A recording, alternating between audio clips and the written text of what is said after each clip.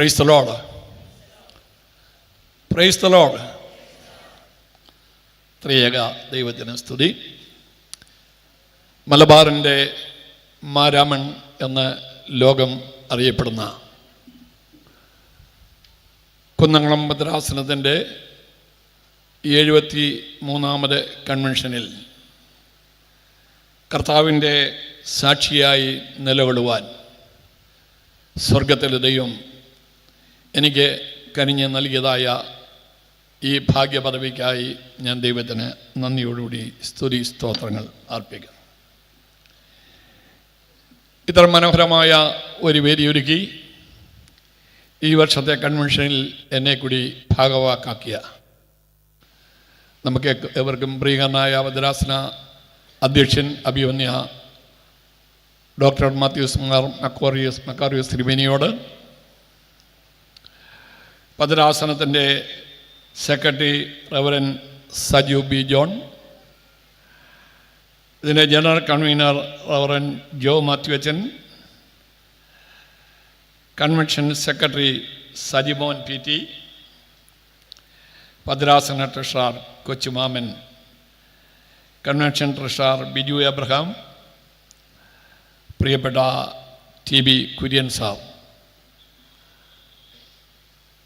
വന്യരായ വൈദിക ശ്രേഷ്ഠർ, സുവിശേഷകർ, മനോഹരമായ ഗാനങ്ങൾ ആലപിച്ച് നമ്മുടെ കൺവെൻഷൻ അന്തരീക്ഷത്തെ ചൈതന്യവത്താക്കിയ കൊയറിലെ മാലാഖമാർ, വിശ്വാസ സമൂഹം, ഏവർക്കും ക്രിസ്തുവിൽ എൻ്റെ സ്നേഹ വന്ദനം അറിയിക്കുകയാണ്. അഭിനന്ദനമേനി എൻ്റെ ആത്മീയ ജീവിതത്തിൽ വളരെയധികം പ്രോത്സാഹനം തന്നതായ ഒരു മഹത് വ്യക്തിയാണ്. വിളിക്കുന്ന അച്ഛന്മാർ എല്ലാവരും ഇന്ത്യക്കുള്ളിലും ഇന്ത്യക്ക് വെളിയിലുമായി കർത്താവിനെ സാക്ഷിക്കുവാൻ എനിക്ക് വേദി ഒരുക്കി തന്നതൊക്കെയും നന്ദിയോടുകൂടി ഓർക്കുന്നു. അവരോട് എനിക്ക് വളരെയധികം കടപ്പാടുണ്ട്. ഒരിടത്തിൽ നിന്ന് ഞാൻ ഈ പുസ്തകമായി ഇവിടെ നിൽക്കുവാൻ കാരണം എൻ്റെ സഭയാണ്. യാതൊരു ആത്മീയ പാരമ്പര്യവും പറയുവാൻ അവകാശമില്ലാത്ത എനിക്ക് ഒരു കമ്മ്യൂണിസ്റ്റുകാരൻ്റെ മകനായി ജനിച്ച് വളർത്തപ്പെട്ട് കമ്മ്യൂണിസ്റ്റ് ആദർശങ്ങളിൽ ആകർഷനായി ഭാരതത്തിലെ മതനേതാക്കന്മാരുടെ തല റോഡിൽ കാണുന്ന മെറ്റിൽ കൂമ്പാരത്തിന് മുകളിൽ വരുന്നത് വരെ ഭാരതം സ്വസ്ഥത കാണുകയില്ല എന്ന് വിശ്വസിക്കുകയും വിളിച്ചു പറയുകയും ചെയ്തതായ എന്നെ യേശുവിനെ കർത്താവും രക്ഷിതാവുമായി സ്വീകരിച്ചപ്പോൾ എൻ്റെ സഭ, എൻ്റെ മെത്രാപ്പൊലീത്ത തിരുമേനിമാർ, മറ്റ് തിരുമേനിമാർ, പട്ടക്കാർ, സുവിശേഷകർ, വിശ്വാസികൾ കൂട്ടായി എന്നെ നെഞ്ചോട് ചേർത്ത് പിടിച്ച് തന്ന പ്രോത്സാഹനം കൊണ്ടാണ് ഇനി ഞാൻ ഒരു സുവിശേഷകനായി ഇവിടെ നിൽക്കുന്നത് എന്നുള്ളത് വളരെ അഭിമാനത്തോടുകൂടി ഞാൻ ഓർക്കുകയാണ്. മലബാറിൽ ഞാൻ വരുന്ന ഓരോ ദിവസവും ഓരോ പ്രാവശ്യവും എൻ്റെ ആയുസ്സിൻ്റെ ദൈർഘ്യം കൂടുകയാണ്. കാരണം ഇന്നേക്ക് 78 വർഷങ്ങൾക്കപ്പുറത്ത് നിലമ്പൂരിനടുത്ത് കൊളക്കണ്ടം എന്ന് പറയുന്ന സ്ഥലത്ത് ഓല കൊണ്ട് മേഞ്ഞതായ, ഓല കൊണ്ട് ഭിത്തി കെട്ടിയതായ, ചാണകമെഴുതായ തറയുള്ളതായ ഒരു കൊച്ചു കുടിലിൽ ഞാൻ ജനിച്ചു. ഈ മണ്ണിൽ, ഈ പ്രദേശത്തിനെ മാമോദീസ മുക്കി ഞാൻ ആദ്യത്തെ ചുവട് വെക്കുന്നത് ഈ മണ്ണിലാണ്. ആദ്യ അക്ഷരം എഴുതുന്നത് ഈ പ്രദേശത്ത് വെച്ചാണ്. 1ഉം 2ഉം ക്ലാസ്സുകൾ പഠിച്ചത് ഈ പ്രദേശത്താണ്. അതുകൊണ്ട് ഞാൻ ഈ പ്രദേശത്ത് വരുമ്പോഴൊക്കെയും എൻ്റെ പൂർവ്വകാല സ്മരണകൾ അയവിറക്കാറുണ്ട്. എൻ്റെ പിതാവിനെ കമ്മ്യൂണിസ്റ്റുകാരനാക്കിയത് ഈ പ്രദേശത്ത് വെച്ചാണ്. ഇവിടെ ആദ്യത്തെ കമ്മ്യൂണിസ്റ്റ് പാർട്ടിയുടെ പതാക ഉയർത്തിയത് എൻ്റെ പിതാവും നിലമ്പൂർ ബാലൻ എന്ന് പറയുന്നതായ ഒരു സിനിമാ നടനുണ്ടായിരുന്നു, പ്രായമുള്ളവർക്കൊക്കെ അറിയാം. അവർ 3-4 പേര് ചേർന്നാണ് ആ കമ്മ്യൂണിസ്റ്റ് പതാക ഉയർത്തിയ സ്ഥലത്ത് 1980 ഞാനും എൻ്റെ അപ്പനും കൂടെ നിന്ന് പരസ്യവും നടത്തി. അത് ഭയങ്കര ഒരു അനുഭവമായിരുന്നു. കാര്യം എൻ്റെ പിതാവിൻ്റെ കൂടെ ജോലി ചെയ്ത് അതിനും അറിയാവുന്നതായ ഒരു വലിയ കൂട്ടമുണ്ട്. റോഡെല്ലാം ബ്ലോക്കായി ഒരു വലിയ മീറ്റിംഗ് നടത്തുവാനുള്ളായ ഒരു ഭാഗ്യമൊക്കെ ലഭിച്ചു. അതുകൊണ്ട് എൻ്റെ ജീവശ്വാസത്തിൽ അലിഞ്ഞു ചേർന്നതായ ഈ പ്രദേശത്ത് എൻ്റെ രക്ഷകനെ ഉയർത്തുക എന്ന് പറയുന്നത് എൻ്റെ ജീവിതത്തിൻ്റെ ഏറ്റവും വലിയ സന്തോഷകരമായ ഒരനുഭവമാണ്. അതിന് അവസരമൊരുക്കി തന്ന എല്ലാ പ്രിയപ്പെട്ടവരോടും ഹൃദയം നിറഞ്ഞ നന്ദി ഒന്നുകൂടെ ഞാൻ അറിയിക്കുക. ഇനി എനിക്ക് വരാനായിട്ടൊക്കെ എനിക്കറിഞ്ഞുകൂടാ. കോവിഡ് എന്നെ വളരെയധികം ബുദ്ധിമുട്ടി. എൻ്റെ വലതുകാലിൻ്റെ മസിൽസ് എല്ലാം വീക്കായി, ത്രോട്ട് ഇറിറ്റേറ്റഡായി, വളരെ ബുദ്ധിമുട്ടോടുകൂടിയാണ് ഞാൻ പലപ്പോഴും നിൽക്കുന്നത്. ഒറ്റക്കാലിൽ നിന്നുകൊണ്ടാണ് പ്രസംഗിക്കുന്നത്.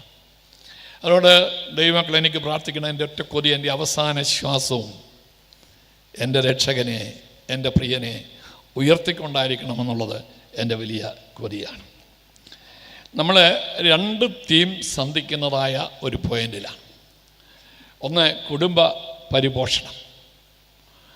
അവിടെ നിന്ന് നമ്മൾ അടുത്ത സ്റ്റെപ്പിലേക്ക് കയറിയ വിശ്വാസ പരിപോഷണം. ഈ കാലഘട്ടത്തിൽ നമ്മൾ വളരെ ഗൗരവമായി ചിന്തിക്കുകയും പഠിക്കുകയും ചെയ്യേണ്ടതായ 2 തീം. ഒരു വിശ്വാസ ജീവിതത്തിൻ്റെ 2 ചിറക് എന്ന് വിശേഷിപ്പിക്കുവാനായിട്ട് സാധിക്കും. ഒന്ന് കുടുംബം, 2 വിശ്വാസം. God established 3 institutions in the world. ദൈവം ഈ ഭൂമിയിൽ 3 ഇൻസ്റ്റിറ്റ്യൂഷൻസ് സ്ഥാപിച്ചു. Family, church and government.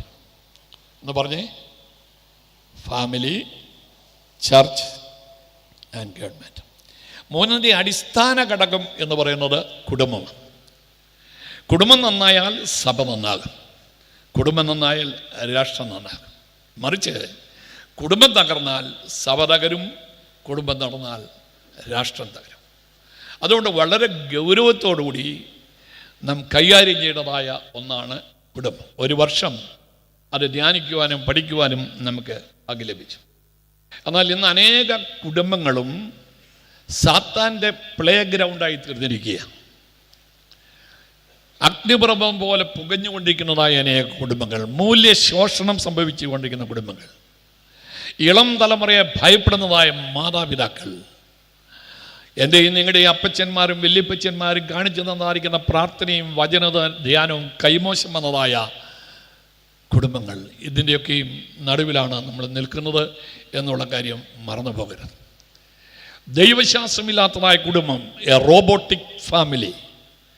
Activities ഉണ്ട്, പക്ഷേ ജീവനില്ലാത്തതായ കുടുംബങ്ങളായി അനേക കുടുംബങ്ങൾ തകർന്നുകൊണ്ടിരിക്കുക. വർക്ക് ചെയ്യുന്നു, ഭക്ഷണം കഴിക്കുന്നു, ഉറങ്ങുന്നു, യാത്ര ചെയ്യുന്നു, എല്ലാം ഉണ്ട്, പക്ഷേങ്കിൽ ഉള്ളിൻ്റെ ഉള്ളിൽ ജീവനില്ല. അതുകൊണ്ട് ഈ നാളുകളിൽ നമുക്ക് ആവശ്യമുള്ളത് ഒരു പുനർജീവനും പുനർയോജിപ്പുമാണ്. ഒന്നിച്ച് ദൈവശ്വാസം ഉൾക്കൊണ്ടുകൊണ്ട് ദൈവവചനത്തിൽ അത് അധിഷ്ഠിതമായ ഒരു കുടുംബജീവിതം കെട്ടുപണി ചെയ്യുമെങ്കിൽ ഭാരതത്തിൻ്റെ തന്നെ മുഖച്ഛായ മാറും എന്നുള്ളത് യാതൊരു സംശയമില്ല. ഇനി ഞാൻ തിരഞ്ഞെടുക്കുന്ന theme family restoration and revitalisation. കുടുംബം പുനഃസ്ഥാപനവും പുനർജീവനവും. അതിനേതാരമായി വായിച്ചതായ വേദഭാഗം അമ്മോള് നല്ല രസകരമായി ബൈബിൾ വായിച്ച കുഞ്ഞിനുള്ളായ അഭിനന്ദനം അറിയിക്കുകയാണ്. ഞാൻ ഒന്നുകൂടെ വായിക്കുവാനായിട്ട് തുണിയുന്നില്ല, സമയത്തിൻ്റെ പരിമിതിയെ പിടിച്ച് എനിക്ക് ബോധമുണ്ടല്ലോ. 430 വർഷത്തെ മിസ്രൈമി അടിമത്തത്തിന് ശേഷം ദൈവജനം പാലും തേനും ഒഴുകുന്ന കനാൻ നാട്ടിലേക്ക് യാത്ര തിരിച്ചു. അവിടെ അനുദിന ജീവിതത്തിൽ ആവശ്യമുള്ള എല്ലാ കാര്യങ്ങളും ദൈവം അവർക്ക് നേരിട്ട് നിവർത്തിച്ചു കൊടുത്തു. എന്നാൽ കാലത്തിൻ്റെ പഴക്കത്തിൽ അവർക്ക് സമൃദ്ധിയുണ്ടായപ്പോൾ അവർ ചെന്നെത്തിയ നാട്ടിലെ ആൾക്കാരെ പോലെ തരം താണ ഒരാത്മീയ നിലവാരം പുലർത്തുവാൻ തുടങ്ങി. അവരുടെ ആരാധനാലയം വെറും ഗെറ്റ് ടുഗദറായി തീർന്നു. മാതാപിതാക്കൾ മത്സരികളായി തീർന്നു. ഇളം തലമുറ ധാർമ്മികതയുടെ മതിലുകൾ പൊളിച്ച് ബോധിച്ചു പോലെ ജീവിക്കുന്നതായ ഒരു കാലഘട്ടം. ഇന്നത്തെ കാലഘട്ടത്തിന് തുല്യമല്ലേ? ഒരു 53 വർഷങ്ങൾക്ക് മുന്നമേ ഈ മലബാറിലേക്ക് നമ്മൾ പിന്തിരിഞ്ഞു നോക്കുമ്പോൾ നമ്മുടെ ആത്മീയ അവസ്ഥ, നമ്മുടെ കുടുംബങ്ങളുടെ ചൈതന്യം എത്ര വലുതായിരുന്നു. രാവിലെ ഒരു വീട്ടിൽ പാട്ട് പാടുമ്പോൾ അടുത്ത വീട്ടിൽ അങ്ങനെ അനേക വീടുകളിലെ പാട്ടുകൾ കേട്ടാണ് ഈ ദേശം പോലും സൂര്യൻ ഉദിക്കുന്നത് എന്നുള്ളത് നമുക്കറിയാവുന്നതായ കാര്യമാണ്. പക്ഷേ ഇന്ന് ആ ശീലമെല്ലാം മറന്നുപോയില്ലേ? ആ ശീലമെല്ലാം കൈവശം നഷ്ടപ്പെട്ടു പോയില്ലേ? ഉണങ്ങി വരേണ്ടതായ അവസ്ഥയിൽ കുടുംബങ്ങൾ തീർന്നു എന്നുള്ളത് വളരെ വേദനാജനകമാണ്. ഇത് കണ്ട മനംനൊന്ത സ്വർഗത്തിലെ ദൈവം അവിടെ നടുവിൽ നിന്ന് ഒരു യുവപ്രവാചകനെ എഴുന്നേൽപ്പിച്ചു. ആ പ്രവാചകൻ്റെ പേരാണ് എഗസ്കിയേൽ. എഗസ്കിയേൽ എന്നുള്ള വാക്കിൻ്റെ അർത്ഥം ഗോഡ് സ്ട്രെങ്തൻസ്, ദൈവം ശക്തീകരിക്കും. ഈ നാടുകളിൽ നമുക്കാവശ്യം ദൈവത്തിൻ്റെ ശക്തിയാണ്. പ്രവാചകനെ ഒരു ദിവസം യഹോവയായ ദൈവം ഒരു താഴ്വരയിലേക്ക് കൂട്ടിക്കൊണ്ടുവന്നു. പ്രവാചകൻ നോക്കിയപ്പോൾ ഛിന്ന ഭിന്നമായി കിടക്കുന്ന അസ്ഥി കഷ്ണങ്ങൾ, ഒന്നൊന്നിനോട് ബന്ധമില്ലാതെ ചിതറി പതറി ഇടറിക്കിടക്കുന്നതായ അസ്ഥി കഷ്ണങ്ങൾ. ഈ അസ്ഥി കഷ്ണങ്ങൾ കണ്ട് ഭയപ്പെട്ട് പ്രവാചകൻ പകച്ചു നിൽക്കുമ്പോൾ ആത്മാക്കളോടെ വിളിച്ചു ചോദിച്ച ചോദ്യമാണ്, മനുഷ്യപുത്ര, ഈ അസ്ഥികൾ ജീവിക്കുമോ? ഏതാണ് ഈ അസ്ഥി? ഏതാണ് ഈ അസ്ഥി? ഫ്രാഗ്മെന്റഡ് കണ്ടീഷൻ, തുണ്ടമാക്കപ്പെട്ടതായിരിക്കുന്നതായ അവസ്ഥ. ലാക്ക് ഓഫ് റിലേഷൻഷിപ്പ്, ബന്ധങ്ങളുടെ അപര്യാപ്തത നിറഞ്ഞതായിരിക്കുന്ന അവസ്ഥ, അതാണ് അസ്ഥി കഷ്ണങ്ങൾ. ലാക്ക് ഓഫ് കമ്മ്യൂണിക്കേഷൻസ്, ആശയവിനിമയമില്ലാത്തതായിരിക്കുന്ന കുടുംബങ്ങൾ, വ്യക്തികൾ, അതാണ് അസ്ഥിയെ പ്രതിദാനം ചെയ്യുന്നത്. ലാക്ക് ഓഫ് റെസ്പോൺസ് ഇല്ലാത്ത, പ്രതികരണമില്ലാത്തതായിരിക്കുന്ന അവസ്ഥ. ഇതൊക്കെ ഈ കാലഘട്ടത്തിൻ്റെ ചിത്രം കൂടിയല്ലേ? നിങ്ങൾ സൂക്ഷിച്ചു നോക്കിയേ. ആ വാക്യം വായിക്കുമ്പോൾ 3 ചിത്രം നമുക്ക് കാണുവാനായിട്ട് സാധിക്കും. 3 ചിത്രം.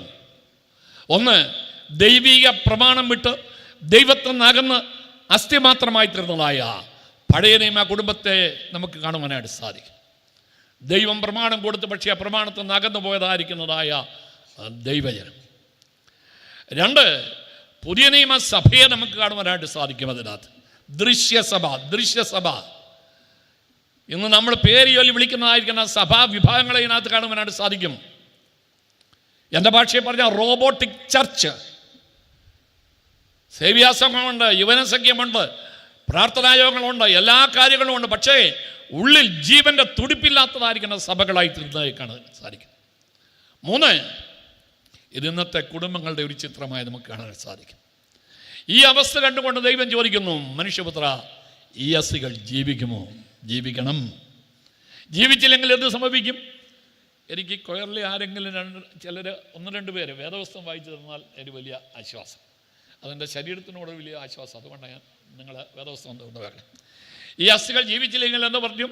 യെരമ്യാ പ്രവാചകന്റെ പുസ്തകം 8-ാം അധ്യായത്തിൻ്റെ 1-2 വാക്യം. യെരമ്യാ പ്രവാചകന്റെ പുസ്തകം 8-ാം അധ്യായത്തിൻ്റെ 1-2 വാക്യം. ഈ അസ്ഥികൾ ജീവിച്ചില്ലെങ്കിൽ എന്ത് സംഭവിക്കും? ആ കാലത്ത് ആ മൈക്ക് മോണാടുക്കലോട് യാചിച്ചു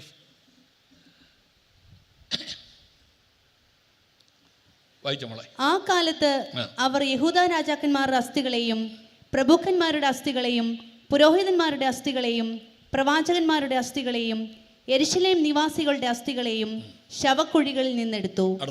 തങ്ങൾ സ്നേഹിച്ചതും സേവിച്ചതും പിഞ്ചെന്ന് അന്വേഷിച്ചതും നമസ്കരിച്ചതുമായ സൂര്യനും ചന്ദ്രനും ആകാശത്തിലെ സർവ്വ സൈന്യത്തിനു മുൻപാകെ അവയെ നിരത്തിവെക്കും. ആരും അവയെ പെറുക്കി കൂട്ടുകയോ കുഴിച്ചിടുകയോ ചെയ്യുകയില്ല. അവ നിലത്തിന് വളമായി തീരുമെന്ന് യഹോവയുടെ അരുളപ്പാട്. ശ്രദ്ധിച്ചു കേൾക്കണം. ആരുടെ അസ്ഥികളാ? രാജാക്കന്മാരുടെ അസ്ഥികൾ, പ്രഭുക്കന്മാരുടെ അസ്ഥികൾ, പുരോഹിതന്മാരുടെ അസ്ഥികൾ, പ്രവാചകന്മാരുടെ അസ്ഥികൾ, സാധാരണക്കാരുടെ അസ്ഥികൾ. ജീവൻ പ്രാപിക്കാത്ത സകല അസ്ഥികളെയും ഇടിച്ച് പൊടിച്ച് ദേശത്തിന് വളമാക്കി തീർക്കുമെന്ന് യഹോവ അരുളി ചെയ്യുന്നു.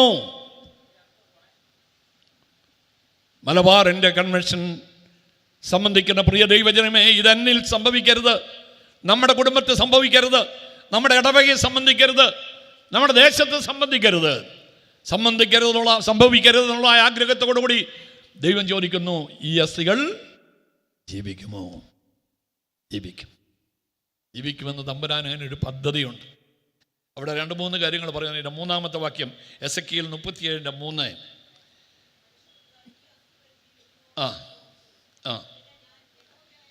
യഹോവയായ കർത്താവേ, നീ അറിയുന്നു എന്ന് പറഞ്ഞു. ജീവിതത്തിൻ്റെ തകർച്ച മനസ്സിലാക്കിയ പ്രവാചകൻ പറയുന്നു, തകർന്നു എന്നുള്ളത് ശരിയാ, പക്ഷേ എനിക്കറിഞ്ഞുകൂടാ, നിനക്കറിയാമെന്ന്. We need a soul burden about the brokenness.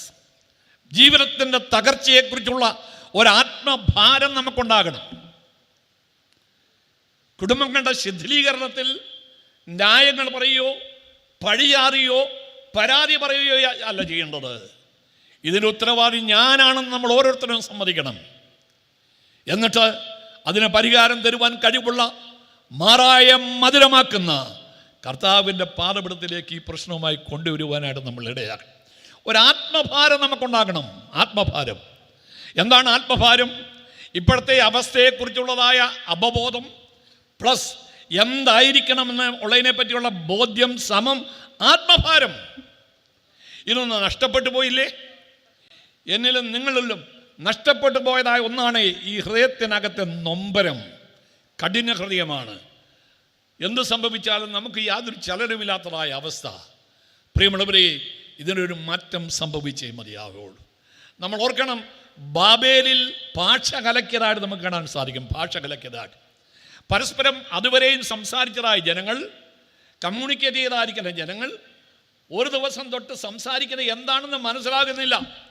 അപ്പൻ പറയുന്നത് എന്താണെന്ന് മക്കൾക്ക് മനസ്സിലാകുന്നില്ല. മക്കൾ പറയുന്നത് എന്താണെന്ന് പേരൻസിന് പറയാൻ മനസ്സിലാകുന്നില്ല. ഇതല്ലേ ഇന്നത്തെ സിറ്റുവേഷൻ? നമ്മൾ പറയുന്നത് നമ്മുടെ കുഞ്ഞുങ്ങൾക്ക് മനസ്സിലാക്കുന്നുണ്ടോ? ഈ പപ്പായും മമ്മി എന്താ പറയുന്നത്, എന്ത് പ്രാന്താ പറയുന്നത് കുഞ്ഞുങ്ങൾ ചോദിക്കുകയില്ലേ? തകർന്നുകൊണ്ടിരിക്കുന്ന തരിപ്പണമായിരിക്കുന്നതായ ഈ അവസ്ഥയിൽ വേദനിക്കുന്ന എത്ര ഹൃദയങ്ങളുണ്ട്. തമ്പുരാനെ, എൻ്റെ പിതാക്കന്മാരുടെ നാളുകളെ പോലെ, പണ്ടത്തെ പോലെ ഞങ്ങളുടെ കുടുംബത്തിൽ ഒരാത്മീയ ചൈതന്യം വരുത്തണമെന്ന് ആത്മാർത്ഥമായി ആഗ്രഹിക്കുകയും പ്രാർത്ഥിക്കുകയും ചെയ്യുന്ന എത്ര പേരുണ്ട്? ആ ഒരു അനുഭവത്തിലേക്ക് മടങ്ങി വരണം പ്രിയമുള്ളവർ. നിസ്സംഗത നമ്മളെ തളർത്തിക്കഴിഞ്ഞിരിക്കുക. നിഷ്ക്രിയത്വം നമ്മുടെ ചോരയും നീരും വറ്റിച്ചു കളഞ്ഞിരിക്കുക. ആത്മഭാരം. ഹല്ലേലൂയ. നെഹമ്യാവിന് ഈ ആത്മഭാരമുണ്ടായി. നെഹമ്യാവ് പറഞ്ഞു, അയ്യോ, മതിലുകൾ ഇടിഞ്ഞു കിടക്കുന്നു, വാതിലുകൾ തീ വന്ന് ചുട്ടുകിടക്കുന്ന ഈ അനർത്ഥം നിങ്ങൾ കാണുന്നില്ലയോ? മതിൽ എന്തിനാ? മതിൽ അകത്തുള്ളത് നഷ്ടപ്പെടാതിരിക്കാൻ വേണ്ടിയാ മതിൽ. ഒരു കാലത്തെൻ്റെയും നിങ്ങളുടെയും പിതാക്കന്മാർ ശീലിച്ചതായിരിക്കുന്ന അനേക മൂല്യങ്ങൾ നഷ്ടപ്പെട്ടു പോയില്ലേ? രാവിലത്തെ വൈകിട്ടത്തെയും പ്രാർത്ഥന നഷ്ടപ്പെട്ടു പോയോ? വചനധ്യാനം നഷ്ടപ്പെട്ടു പോയോ? കുടുംബ പ്രാർത്ഥന നഷ്ടപ്പെട്ടു പോയോ? ഹല്ലേലൂയ. അകത്തുള്ളത് നഷ്ടപ്പെടാതിരിക്കാനായിട്ട് മതിലുകൾ പണിതു പിതാക്കന്മാർ. പക്ഷേ ഇന്ന് ആ മതിലുകൾ പൊളിഞ്ഞു കിടക്കുകയാണ്. എന്താണ് മതിൽ? അകത്ത് കയറ്റാൻ കൊള്ളാത്തതിനെ അകറ്റി നിർത്തുന്നതിനാണ് മതിൽ. എൻ്റെയും നിങ്ങളുടെ അപ്പച്ചന്മാർ, വല്യപ്പച്ചന്മാർ അറപ്പോടുകൂടി അകറ്റി നിർത്തതായിരിക്കുന്ന അനേക ദുശ്ശീലങ്ങൾ ഇന്ന് ക്രൈസ്തവ സഭയിൽ അകത്ത് കയറിയിട്ടില്ല പ്രിയമുള്ളവരെ. ഇത് കാണുമ്പോൾ നമുക്കൊരു മനോദുഃഖമുണ്ടാകണം. മോശയ്ക്ക് മനോദുഃഖമുണ്ടായിരുന്നു. മോശ വിചാരിച്ച് എന്താ ചെയ്യേണ്ടത്, എന്നെ കൊണ്ടൊന്നും ചെയ്യാൻ സാധ്യമല്ല. എന്നാൽ മോശ വിശ്വാസ സ്കൂളിൽ പഠിച്ചതായിരിക്കുന്ന ഒരു വിഷയമുണ്ടായിരുന്നു. ആ വിഷയം പെട്ടെന്ന് മോശയുടെ മനസ്സിൽ ഉയർന്നു വന്നു. ആവർത്തന പുസ്തകം 1-ാം അധ്യായത്തിൻ്റെ 17-ാമത്തെ വാക്യം. ആവർത്തന പുസ്തകം 1-ാം അധ്യായത്തിൻ്റെ 17-ാമത്തെ വാക്യം. മോശ എന്താ ചെയ്തത്? മോശ പഠിച്ചതായിരിക്കുന്ന പാഠം അവിടെ പ്രായോഗികമാക്കിയാണ്. ആവർത്തനം 1:17. ആവർത്തനം 1:17. ഡ്യൂട്രോണമി. യെസ്. അടുത്ത്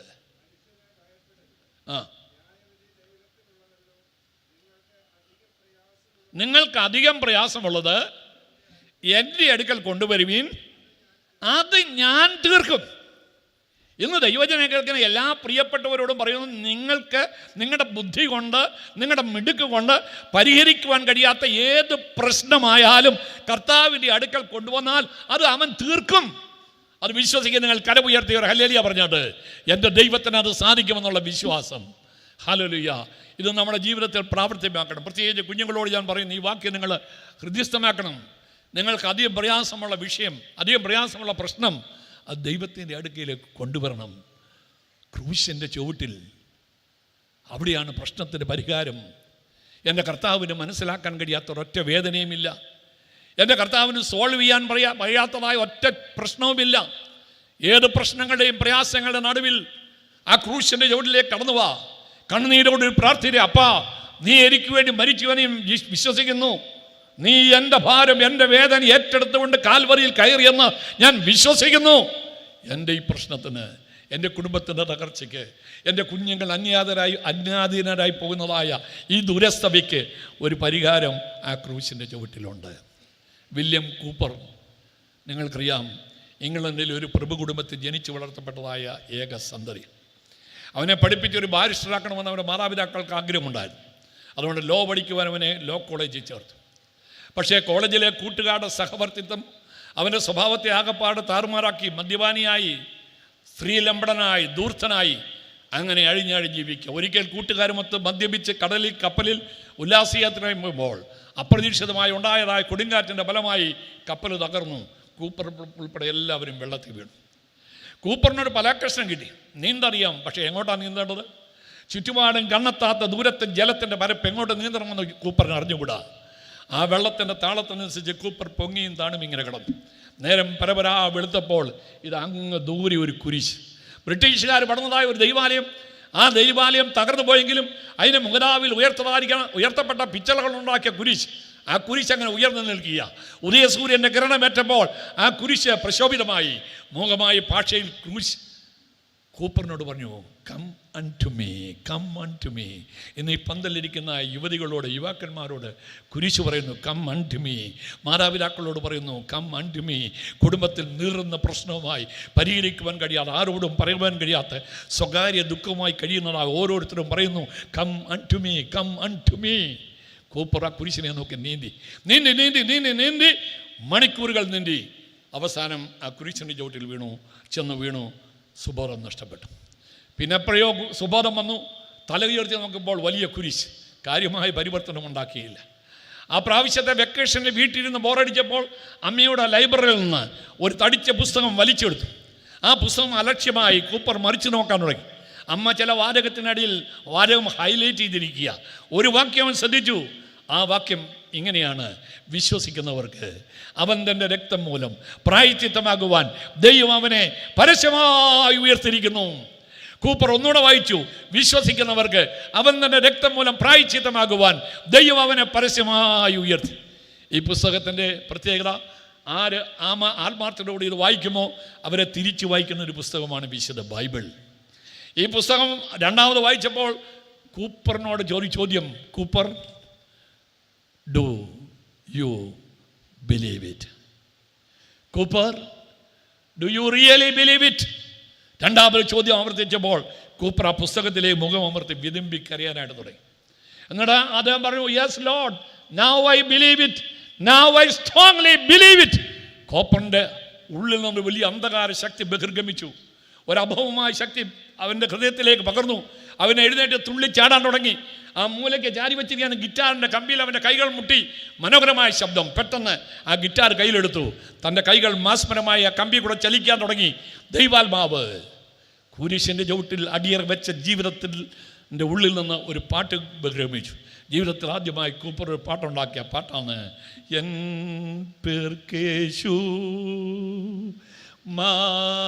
മാരിച്ചെന്നു ഞാൻ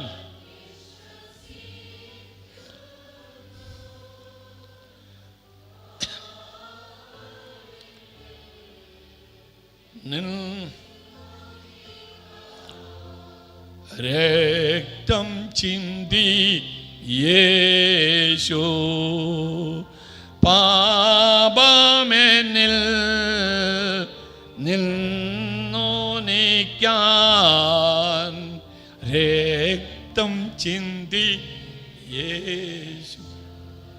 എൻ പേർക്ക് യേശു മരിച്ചെന്ന് ഞാൻ. Do you believe it? Do you believe it? യേശു കർത്താവ് എൻ്റെ പാപത്തിൻ്റെ ഭാരവും വഹിച്ചുകൊണ്ട് ഞാൻ മരിക്കേണ്ടിടത്ത് എനിക്ക് പകരമായി മരിച്ചെന്ന് സംശയരഹിതമായി വിശ്വസിക്കുന്നവർ മാത്രം അവിടെ വലങ്കര ഒന്ന് ഉയർത്തിപ്പിടിച്ച് അരക്കൈ മുക്കാക്കൈയല്ല, അഭിമാനത്തോട് ഉയർത്ത്. ആ കൈ നിങ്ങളുടെ നെഞ്ചിൻ്റെ പുറത്തൊന്ന് വെച്ച് 1 മിനിറ്റ് കണ്ണുകളെ അടച്ചാട്ട്. നമ്മുടെ ഹൃദയത്തിൻ്റെ കണ്ണുകൾ ആ ക്രൂശിലേക്ക് ഉയരട്ടെ. കർത്താവിന് വഹിക്കുവാൻ കഴിയാത്തൊരു ഭാരവുമില്ല. കർത്താവിന് സഹിക്കുവാൻ കഴിയാത്തൊരു വേദനയില്ല. പരിഹരിക്കാൻ കഴിയാത്ത ഒരു പ്രതിസന്ധിയില്ല, പ്രശ്നമില്ല. ഇന്ന് നിങ്ങളുടെ കുടുംബത്തിൽ നിങ്ങളെ അലട്ടുന്നതായിരിക്കുന്ന പ്രശ്നങ്ങൾ, പ്രതിസന്ധികൾ, വേദനകൾ, ആകുല ചിന്തകൾ, അതെന്തുമായിക്കൊള്ളട്ടെ, ഒരു മിനിറ്റ് മൗനമായി പ്രാർത്ഥിച്ചാട്ട്, കർത്താവേ, ആ ക്രൂശിങ്ങിലേക്ക് ഞാൻ അടുത്തു വരുന്നു. എൻ്റെ കുടുംബത്തെ നീ രക്ഷിക്കണമേ. എൻ്റെ ജീവിത പങ്കാളിയെ നിൻ്റെ കരങ്ങളിലേക്ക് ഏൽപ്പിക്കുന്നു. എൻ്റെ കുഞ്ഞുങ്ങളെ നിൻ്റെ കരങ്ങളിലേക്ക് ഏൽപ്പിക്കുക. നീ എനിക്ക് വേണ്ടി മരിച്ചു, അവർക്ക് വേണ്ടി മരിച്ചു, ഞാനത് വിശ്വസിക്കുന്നു. അർത്ഥം മനസ്സിലാക്കി ചങ്കിൻ്റെ പുറത്ത് കൈയമർത്തി വെച്ച് ഒച്ചത്തിൽ നമുക്ക് ആ പാട്ടൊന്ന് പാടാം. എൻ പേർക്കേശു മാരിച്ചെന്നു ഞാൻ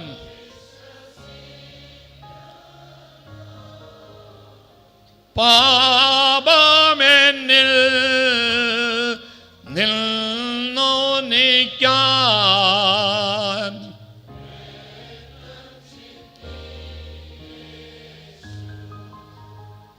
പാപമെന്നിൽ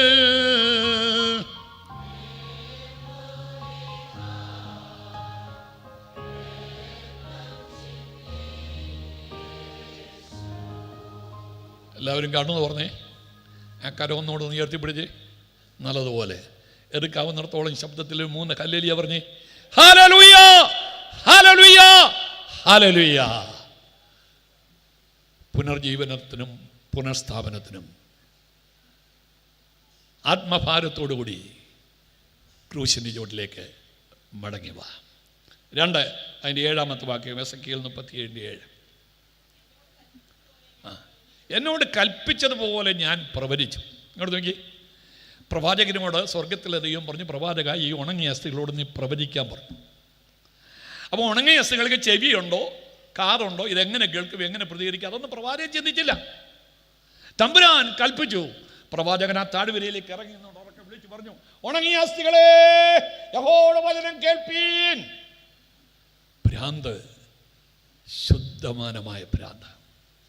സ്വർഗത്തിലെ ദൈവത്തിന് വേണ്ടി നീ ഒരു ഭ്രാന്തനാകാമെങ്കിൽ, ദൈവത്തിന് വേണ്ടി നീ ഒരു പോഷയാകാമെങ്കിൽ, ഇന്ന് ഈ പന്തലിൽ വലിയ ഉണർവുണ്ടാകും. ഹല്ലേലൂയ.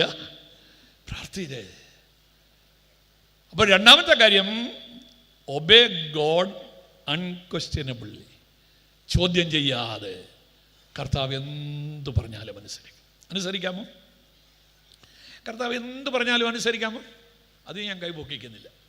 കാര്യം എല്ലാ കാര്യത്തിലും നമ്മൾ കൈപൊക്കുന്നവരാ. എന്നാൽ ഉള്ളം കൊണ്ട് ചോദിക്കുക, കർത്താവ് എന്ത് പറഞ്ഞാലും. ഞാനൊരിക്കൽ ഇന്ത്യക്ക് വെളിയിൽ ഒരു രാജ്യത്ത് പോയി. ഉച്ചയ്ക്ക് ഭക്ഷണം കഴിക്കുവാൻ വികാരി അച്ഛൻ എന്നെയും കൂട്ടിക്കൊണ്ട് പോയി. അപ്പോൾ അച്ഛൻ പറഞ്ഞു, ഇവിടുത്തെ സേവ്യ സംഘത്തിൻ്റെ സെക്രട്ടറിയാണ്, സെൻറ്ററിൻ്റെ സെക്രട്ടറിയാണ്, നല്ലപോലെ പ്രസംഗിക്കും, നല്ല സംഘാടകയാണ്, നല്ല കഴിവുണ്ട്, പാടും എന്നൊക്കെ ഒരുപാട് നല്ല കാര്യങ്ങളൊക്കെ പറഞ്ഞു. ഭക്ഷണമെല്ലാം കഴിഞ്ഞ് ഞങ്ങൾ ആപ്പിൾ ഭക്ഷിച്ചുകൊണ്ടിരിക്കുമ്പോൾ ഈ സഹോദരി പറഞ്ഞു, അച്ഛാ, ദൈവത്തിൻ്റെ കൽപ്പന 100% അനുസരിക്കുന്നൊരു സ്ത്രീയാണ് ഞാൻ. ഒരിക്കൽ വർഷങ്ങൾക്ക് മുന്നേ ദൈവാത്മാവിനോട് പറഞ്ഞു, മകളെ നീ മുതിർന്ന സ്നാനം എടുക്കണമെന്ന് പറഞ്ഞു. എൻ്റെ ഭർത്താവ് എതിർത്തു, കുഞ്ഞുങ്ങൾ എതിർത്തു, എൻ്റെ പട്ടക്കാരൻ എതിർത്തു, വേണ്ടപ്പെട്ടവരെല്ലാം എതിർത്തു. എന്നാൽ ആ എതിർപ്പിനെ എല്ലാം അതിജീവിച്ചുകൊണ്ട് എൻ്റെ കർത്താവിൻ്റെ കൽപ്പനയെ ഞാൻ അനുസരിച്ചു. ഇനി കർത്താവിനോട് പറയാം, മകളെ നീ എനിക്ക് വേണ്ടി ഇപ്പം മരിക്കണമെന്ന് പറഞ്ഞാൽ ഈ ക്ഷണത്തിൽ നിങ്ങളുടെ കണ്ണിൻ്റെ മുമ്പിൽ വെച്ച് ഞാൻ മരിക്കാൻ തയ്യാറാണെന്ന് പറഞ്ഞു. ആണേ അച്ഛൻ ഇവരുടെ ഭർത്താവിൻ്റെ ജ്യേഷ്ഠൻ്റെ ഭാര്യയുമായിട്ട് ഭയങ്കര പിണക്ക. പണ്ടത്തെ ഇറാനും ഇറാഖും പോലെ തമ്മിൽ കണ്ടുമുട്ടിയ ഉടൻ വെടിയേലേ അവസാനിക്കുകയുള്ളൂ. അപ്പോൾ ആ അച്ഛൻ, ഭക്തനായ അച്ഛൻ പറഞ്ഞു, എൻ്റെ ഏലിയാമ്മ, അങ്ങനെയാണെങ്കിൽ നിൻ്റെ ആ സഹോദരൻ്റെ ഭാര്യയുമായി നിരപ്പ് പ്രാപിക്കാൻ ദൈവം കൽപ്പിക്കുന്നു, തയ്യാറാണെന്ന് ചോദിച്ചു. ഈ വെളുത്ത സ്ത്രീയുടെ മുഖം കറുത്തു. അവൾ കൈ അങ്ങനെ ചുരുട്ടി പറഞ്ഞു, അച്ഛനല്ല, ഇനി സാക്ഷാൽ ഒടയതമ്പുരാൻ വന്നാലും ആ കാര്യം മാത്രം നടക്കുകയില്ല. കണ്ടോ, ഇപ്പം മരിക്കാൻ തയ്യാറാണ്, പക്ഷേ ഇത് മാത്രം. അതുകൊണ്ട് അങ്ങനെ പറയാതെ കൊച്ചി ശൗമേൽ ബാലം പറഞ്ഞ, യഹോവേ അരുളി ചെയ്യണമേ, അടിയൻ കേൾക്കുന്നു. വിശുദ്ധ കന്യക മറിയാൻ പറഞ്ഞു, ഇതാ ഞാൻ കർത്താവിൻ്റെ ദാസി, നിന്റെ ഹിതം പോലെ എന്നിൽ ഭവിക്കട്ടെ. പ്രാർത്ഥിക്കാമോ? കർത്താവേ, ഞാൻ നിന്റെ ദാസൻ, നിന്റെ ദാസി, നിൻ്റെ ഹിതം പോലെ എന്നിൽ എൻ്റെ കുടുംബത്തിൽ ഭവിക്കട്ടെ. അതുകൊണ്ട് കർത്താവിൻ്റെ കൽപ്പന അനുസരിക്കുക. നമ്മൾ ഒരു ഗ്രൈൻഡർ മേടിച്ചാൽ ആ ഗ്രൈൻഡർ അല്ലെങ്കിൽ ഒരു മിക്സി മേടിച്ചാൽ അതിൻ്റെ കൂടെ ഒരു കൊച്ചു ബുക്ക് നമുക്ക് തരും അല്ലേ? അതിൻ്റെ പേരെന്തോ? മാനുവൽ. അപ്പോൾ ഈ ഗ്രൈൻഡറെ എങ്ങനെ ഓപ്പറേറ്റ് ചെയ്യണം, കേട് വന്നാൽ എവിടെ നന്നാക്കണം, എങ്ങനെ നന്നാക്കണം എന്നൊക്കെ ആ പുസ്തകത്തിനകത്ത് എഴുതിയിട്ടുണ്ട്. ദൈവം മനുഷ്യനെ ഈ ഭൂമിയിൽ കുടുംബമായി ജീവിക്കുവാൻ അനുവദിച്ചപ്പോൾ തന്നതായിരിക്കുന്നതായ ഒരു മാനുവലാണ് വിശുദ്ധ ബൈബിൾ. ഹല്ലേലൂയ. കുടുംബത്തിൻ്റെ എല്ലാ ഭദ്രതയ്ക്കും ആവശ്യമായ കാര്യങ്ങൾ ഇതിനകത്ത് എഴുതിയിട്ടുണ്ട്. ഭർത്താവ് ഭാര്യയെ എങ്ങനെ സ്നേഹിക്കണം, ഭാര്യ ഭർത്താവിനെ എങ്ങനെ സ്നേഹിക്കണം, കുഞ്ഞുങ്ങളെ എങ്ങനെ വളർത്തണം, വീട്ടിൽ വരുന്നതായ ആൾക്കാരോട് എങ്ങനെ ഇടപെടണം, അയൽവക്കത്തുകാരുമായിട്ട് എങ്ങനെ സംസാരിക്കണം, ഇതൊക്കെ ഈ പുസ്തകത്തിനകത്ത് എഴുതിയിട്ടുണ്ട്. അതുകൊണ്ട് ഇന്ന് രാത്രിയിൽ വളരെ ഗൗരവമായി ആ കൽപ്പനയിലേക്ക് നമ്മൾ പ്രവേശിക്കാനായിട്ട് പോവുകയാണ്. കുടുംബജീവിതം കെട്ടുപണിയുന്നതിൽ മുഖ്യ ഉത്തരവാദിത്വം ഭർത്താവിനാണോ ഭാര്യയ്ക്കാണോ? രണ്ടുപേർക്കും ആദ്യം സംഭവിച്ചു. പക്ഷേ ഇതിനകത്ത് രണ്ടുപേരിൽ ഒച്ചിരി കൂടെ മുഖ്യ ഉത്തരവാദിത്വം ആർക്കാ?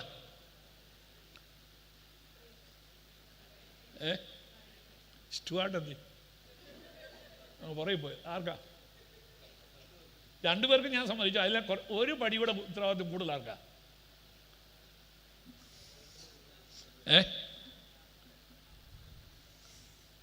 പറയാൻ പേടിയാ. വിശുദ്ധ ബൈബിൾ പറയുന്നു ഭാര്യയ്ക്കാണ് ഉത്തരവാദിത്വം. രൂത്തിന്റെ പുസ്തകത്തിൽ പറയുന്ന അവർ ഇരുവരുമല്ലോ ഇസ്രായേൽ ഗ്രഹം പണിതത്. റാഹേലിനെ പറ്റിയും ലയയെ പറ്റിയും പറയുകയാണ്. അവർ രണ്ടുപേരുമാണ് ഗ്രഹം പണിതത്. അതുകൊണ്ട് ബൈബിൾ കുടുംബം കെട്ടുപണി ചെയ്യുമ്പോൾ ഭാര്യയെ സംബോധന ചെയ്തുകൊണ്ടാണ് പറയുന്നത്. വായിച്ചാട്ട് എഫേസ്യ ലേഖനം 5-ാം അധ്യായത്തിൻ്റെ 22-ാമത്തെ വാക്യം. എഫേസ്യ ലേഖനം 5-ാം അധ്യായത്തിൻ്റെ 22-ാമത്തെ വാക്യം. എഫേസ്യർ 5:22. ആ വേദഭാഗം മറിക്കരുതേ. വായിച്ചോ. ഭാര്യമാരെ മൈക്ക് താത്തു വെച്ച് വായരേ. ഭാര്യമാരെ കർത്താവിനെന്ന പോലെ സ്വന്തം ഭർത്താക്കന്മാർക്ക് കീഴടങ്ങുവീൻ. ക്രിസ്തു ശരീരത്തിന്റെ രക്ഷിതാവായി സഭയ്ക്ക് തലയാകുന്നത് പോലെ ഭർത്താവ് ഭാര്യയ്ക്ക് തലയാകുന്നു. എന്നാൽ സഭ ക്രിസ്തുവിന് കീഴടങ്ങിയിരിക്കുന്നത് പോലെ ഭാര്യമാരും ഭർത്താക്കന്മാർക്ക് സകലത്തിലും കീഴടങ്ങിയിരിക്കണം. ഭാര്യമാരും ഭർത്താക്കന്മാർക്ക് സകലത്തിനും കീഴടങ്ങിയിരിക്കണം. സറണ്ടർ പട്ടാള വാക്ക. ഇപ്പം ഞാനിത് വായിച്ചതാണ് അവിടെ ഇരിക്കുന്ന സ്ത്രീകളുടെ എല്ലാം മുഖം കറുത്തു. ഭൂമിയിൽ ഒരു സ്ത്രീക്ക് ഇഷ്ടമില്ലാത്ത ഒരു കാര്യമാണ് സറണ്ടർ, കീഴടങ്ങിയിരിക്കുക എന്ന്.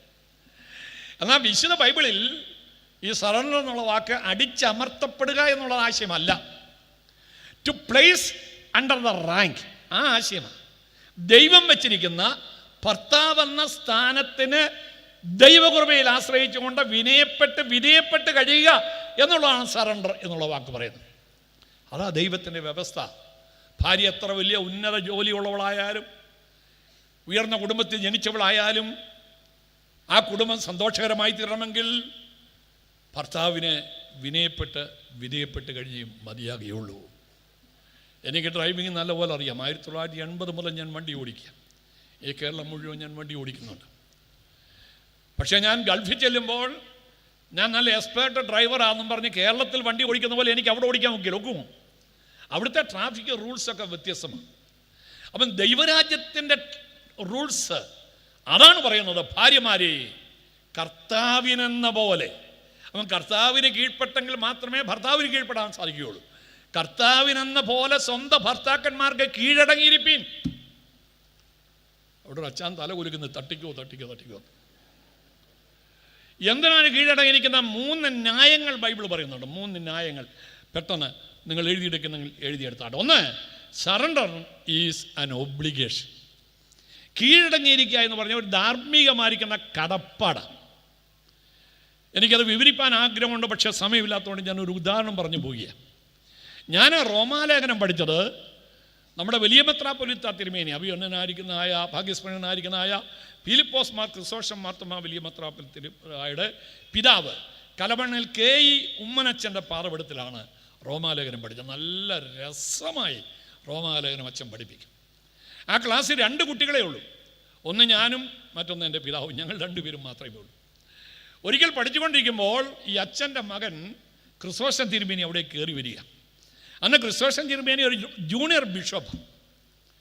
തിരുമേനി ആ ഹോളിലേക്ക് കയറി വരുമ്പോൾ പെട്ടെന്ന് വന്യനായ വയോധികനായ ഈ പിതാവ് എഴുന്നേറ്റ് തല വണങ്ങി. അപ്പോൾ ഞാനിങ്ങോട്ട് മാനസാന്തരപ്പെട്ട് വന്ന കാലഘട്ടം എനിക്കതങ്ങോട്ട് സഹിച്ചില്ല. ഞാൻ വിചാരിച്ചു, എന്തിനാ ഈ മകൻ്റെ മുമ്പിൽ ഈ അപ്പൻ എഴുന്നേറ്റത്, എന്തിനാ തല വണങ്ങിയത്? അന്ന് ക്ലാസ് നടന്നില്ല, അന്ന് തമാശയൊക്കെ പറഞ്ഞ് ഞങ്ങൾ പിരിഞ്ഞു.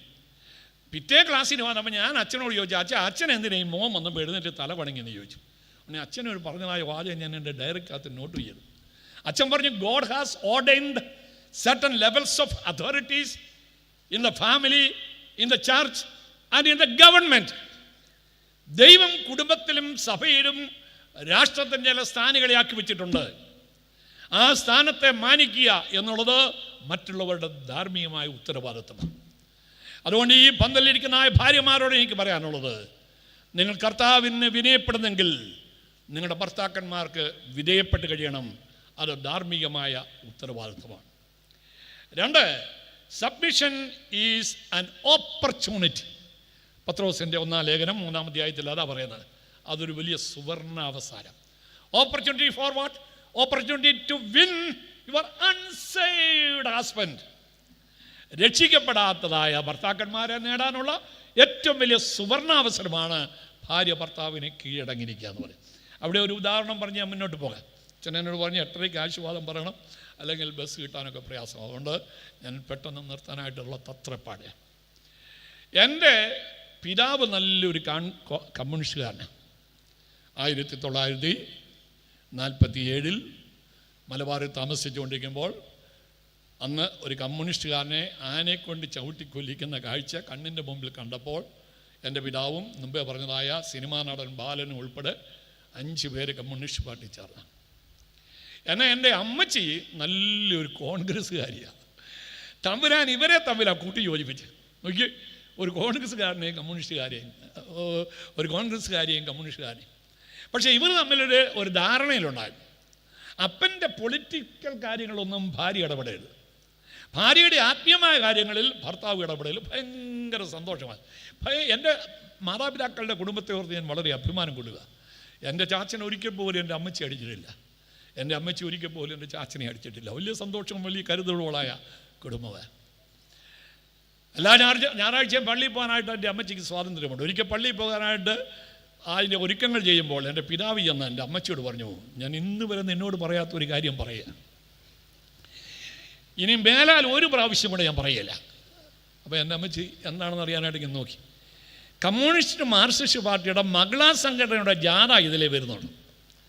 അപ്പോൾ പാർട്ടി ലീഡേഴ്സിൻ്റെ ഭാര്യമാരും ആ ജാഥയിൽ അവരുടെ കൂടെ കാണണമെന്ന് പാർട്ടിയുടെ ഒരു താല്പര്യമാണ്.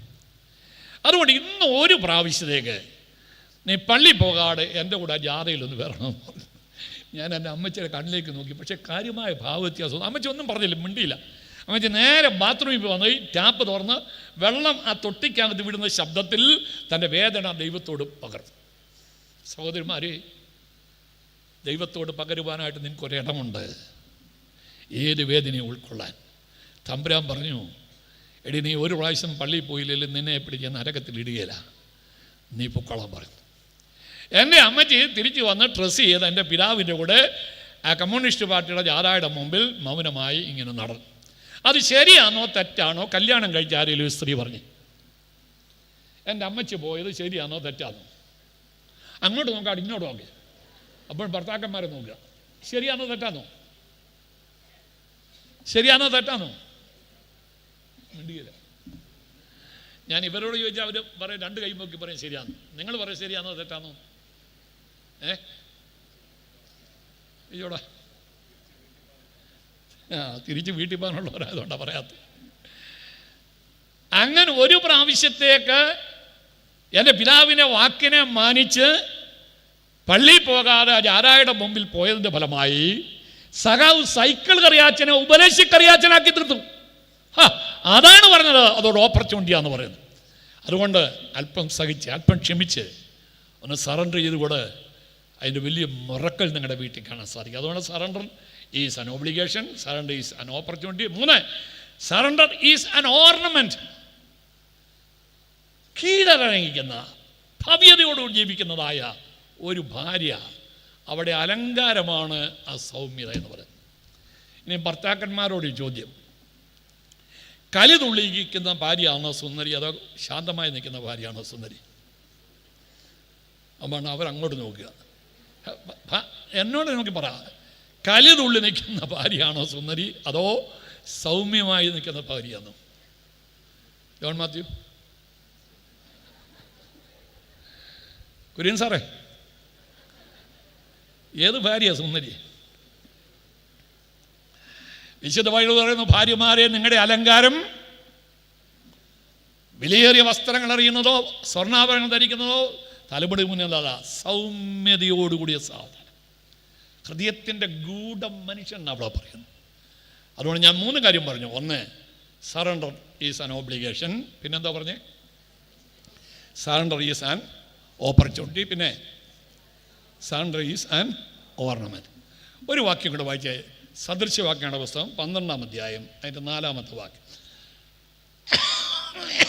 സദൃശ്യവാക്യം 12:4. സാമർത്ഥ്യമുള്ള സ്ത്രീ ഭർത്താവിനൊരു കിരീടം, നാണം കെട്ടവളോ അവന്റെ അസ്ഥികൾക്ക് ദ്രവത്വം. കേട്ടോ? അത് ഇംഗ്ലീഷിൽ പറഞ്ഞാൽ either you are a crown or you are a cancer to your husband. ഇവിടെയുള്ള സ്ത്രീകൾക്ക് സാക്ഷ്യം പറയാൻ അവസരം തരിക. നിങ്ങൾ എഴുന്നേറ്റ് പറയണം, നിങ്ങളുടെ ഭർത്താവിന് നിങ്ങൾ ക്യാൻസർ ആണോ അതോ കിരീടമാണോ? ഓരോരുത്തരായിട്ട് പറയണം. സേവ്യാസത്തിൻ്റെ സെക്രട്ടറി, നിങ്ങൾ കൈ പൊക്കി പറയണ്ട, വാ കൊണ്ട് പറയണ്ട, നിങ്ങളുടെ മനസ്സാക്ഷിയോട് നോക്കി പറഞ്ഞാട്ട്, എൻ്റെ ഭർത്താവിന് ഞാനൊരു കിരീടമാണോ അതോ ക്യാൻസർ ആണോ? അനുഗ്രഹീതമായ കുടുംബജീവിതം കെട്ടുപണിയുവാൻ ഭാര്യമാരെ നിങ്ങളുടെ ഭർത്താക്കന്മാർക്ക് കീഴടങ്ങിയിരിപ്പീൻ. ഇവരെങ്ങനെ ശ്വാസം അടക്കി എന്നെ ഇപ്പം കിട്ടിയാൽ അരച്ച് കുടിക്കാനുള്ള വാശി നിൽക്കുക. ഇനിയും മറ്റു അവർക്ക് വെച്ചിട്ടുണ്ട്, കേട്ടോണം. അപ്പം ഭാര്യ എന്നുള്ള വാക്കിൻ്റെ അർത്ഥം എന്തോ? ഭാര്യ എന്നുള്ള വാക്കിൻ്റെ അർത്ഥം എന്തോ? ഭാര്യമാരും ഇല്ലേ? ഭാര്യ എന്നുള്ള വാക്കിൻ്റെ അർത്ഥം നെയ്ത്തുകാരി എന്ന്. നെയ്ത്തുകാരി, രാജാവിൻ്റെ പരവതാനി എന്ന നെയ്ത്തുകാരിയാണ്. ശ്രദ്ധയോടുകൂടി, ഏകാഗ്രതയോടുകൂടി, പ്രാർത്ഥനയോടുകൂടി പണിതില്ലെങ്കിൽ ഈ കുടുംബമാകുന്ന പരവതാനി വികൃതമാകും. അതുകൊണ്ട് നമ്മുടെ കുടുംബം വികൃത മാറ്റി മനോഹരമാക്കുവാൻ ഇന്നു മുതൽ ദൈവത്തിൽ ആശ്രയിച്ച് കീഴ്പ്പെട്ട് പണിയുവാൻ ആഹ്വാനം ചെയ്യുക. 2, എഫേസ്യ ലേഖനം 5-ാം അധ്യായത്തിന് 25-ാമത്തെ വാക്യം. എഫേസ്യർ 5:25.